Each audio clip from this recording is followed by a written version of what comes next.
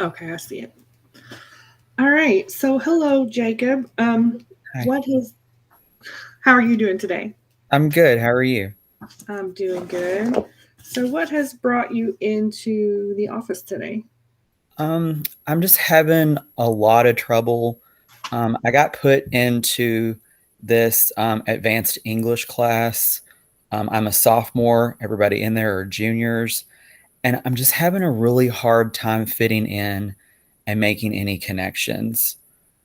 I mean, I already feel like I'm an outsider anyway, but I just really don't have any friends, and I'm just really awkward in like in a social situation. Okay.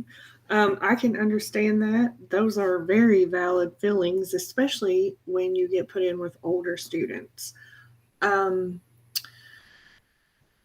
I don't suppose you know any siblings or anybody related to these students that maybe are in your class. Our school is so big, and I think because I moved from a completely different hallway, I don't know who any of these people are. And I just feel like everybody's staring at me all the time because I'm the kid that's in 10th grade and they're all in 11th. And I just feel like everybody is staring at me and staring at my every move. I gotcha. Okay. Um, Extracurriculars. Are you in any extracurricular activities or I'm in the marching band. oh that's good. Hmm. So maybe um some of these students you might have in band and you just don't haven't run into them yet or maybe met them yet.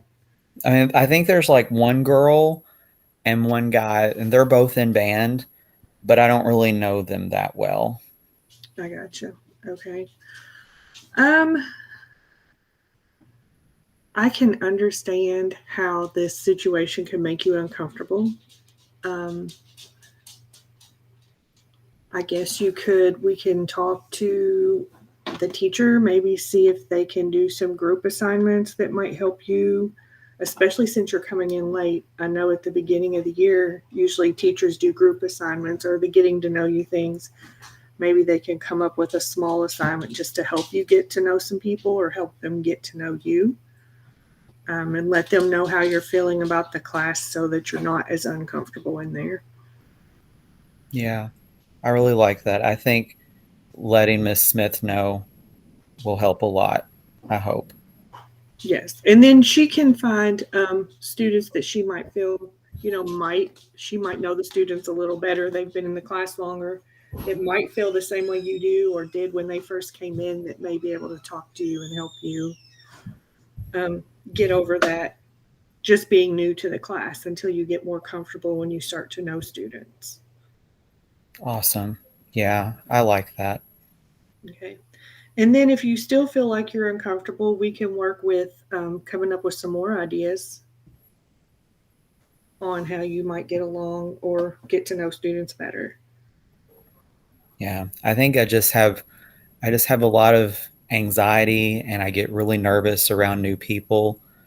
And but yeah, I think what you're saying, like group work and trying to find common interests and stuff, I think that will really help me. Okay. Well, let's try that. Let's get with Miss Smith and try that and see if we can't come up with some more issues if that doesn't seem to work out for you. Awesome. Awesome. Thank you so much, Miss Newton. All right. Thank you. Have a good day. You too. Bye. Okay. Um, I'm just going to keep recording because I don't know how many of these videos I can break up into multiples. Okay. So, um, and I did see in the syllabus where it said for us to state at the beginning what we're doing.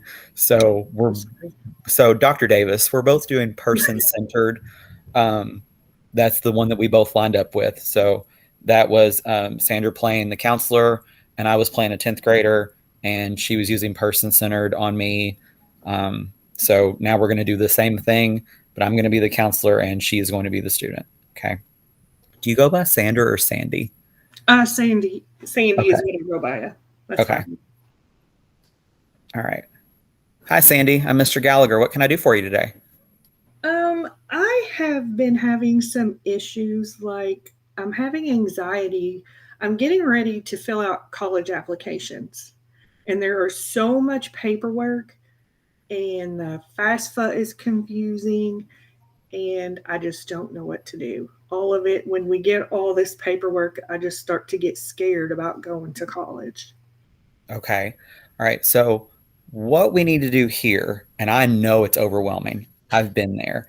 And the first thing that we need to understand in a situation like this is, Sandy, you're not the only person that's going through this, right? Everybody else in your class is going through the same thing. Think back to your first day of freshman year. Remember how scared you were when you walked in those doors? Yes, it's Everybody awful. else, yes, everybody else, me too. Everybody else felt that exact same thing. So every single person in your graduating class that's filling out college forms, trying to make these decisions that are big decisions, they're all feeling that stress and they're all feeling that anxiety. And I think one of the best things to do is, and I'll hook you up with the right people, but one of the best things to do is we just make a checklist.